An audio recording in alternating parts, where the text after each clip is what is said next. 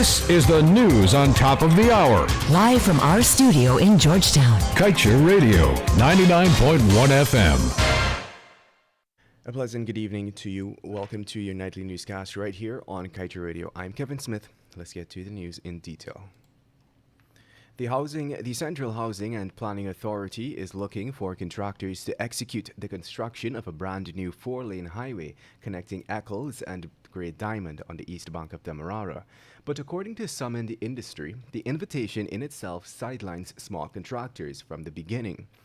This is since to even obtain a bid document to get the specifications required by the ministry to prepare a bid attracts a non-refundable fee of some $50,000. Additionally, interested bidders are being made to provide bid security at a minimum of $500 million, or at least 1.5% of their bid price. In some instances, bid security could be as much as $1 billion or above, or at least 1% of the bid price. At least one source said that the requirements, as outlined by the ministry, make a mockery of the procurement laws that guarantee that 20% of the government contracts be handed to small contractors. In other news, Vermont's Attorney General T.J. Donovan has filed court litigation against ExxonMobil Corporation and the Shell Oil Company in the U.S. state of Vermont's court on Tuesday last, alleging the companies misled the citizens there for decades with marketing that conceals the contribution to climate change and the harmful effects of burning their fuels. The lawsuit in Vermont Superior Court, Chittenden Civil Division, is the latest of about 24 similar ones by states and local governments from Rhode Island to Honolulu that are seeking monetary relief over claims that oil majors harmed them, as they downplayed or misrepresented how the fuels they sold exacerbated the environmental risks tied to climate change. And moving on, despite more than 400 members of the Guyana People's Militia, or GPM, being deployed nationwide to provide assistance for the Ministry of Health's ongoing COVID-19 vaccination drive, the ranks, however, have not been paid since March 2021. Nevertheless, in an effort to guarantee their concerns are voiced, several members of the GPM contacted Kaieteur to air their plight. As part of their recruitment, an agreement was inked which stated that the ranks were to be paid their salaries on a monthly basis.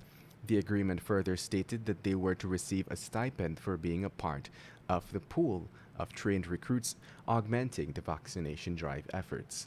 Meanwhile, some of the ranks were trained to administer vaccines, while others were trained to complete documentation and any other tasks assigned to them.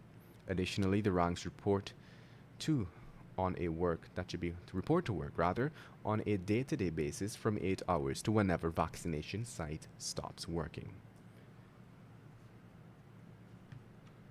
And now let's tell you, the Guyana Manganese Inc., or GMI, a subsidiary of the Bauxite Minerals Group, is coming under the renewed pressure to address ongoing issues in relation to massive flooding caused by activities and contamination of the domestic water supply in the mining town of Matthews Ridge.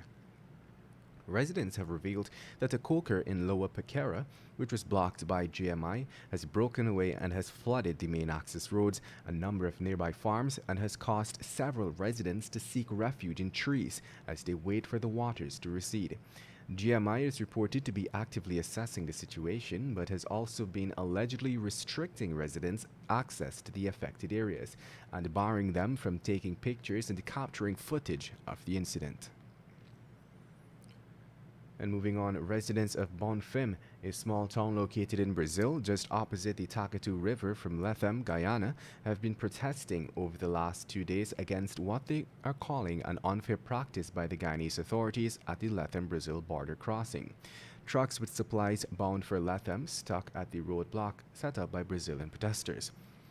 They have blocked the main highway leading to the Kaieteur Bridge, preventing the trucks laden with basic supplies from entering Lethem.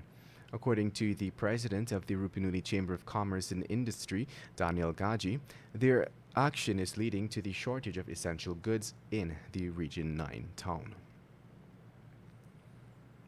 And to wrap things up this evening, let's tell you that Minister of Public Works Bishop Juan Edgil on Monday revoked an acquisition order signed in 2019 authorizing the compulsory acquisition of private lands to construct the approach roads for the new Demerara River Bridge and has opted to use state property instead. Former Minister of Public Works David Patterson, under whose administration the original order was inked, when contacted for a comment yesterday, was asked if persons had already been compensated for the lands identified for the use of roads and had responded in the negative. Patterson said that there was no need to compensate anyone because the acquisition order was not fully affected. And with that, we've come to the end of this evening's newscast. I'm Kevin Smith. Thank you for listening. Coming up next, a short presentation from the publisher of the Kaieteur News, Mr. Glenn Lal, followed by the National Outlook with GHK Lal, and at 19:20, the Glenn Lal Show. Tell it as it is. Want value for your advertising dollar? Then place your ads on Kaieteur Radio's newscasts. Streamed live on 6 different mediums, reaching hundreds of thousands. Advertise today and watch your dollar grow. Call us on 225-8465 or 226-8210 today. I am Glenn Lal, and I have some beautiful things to share with you guys.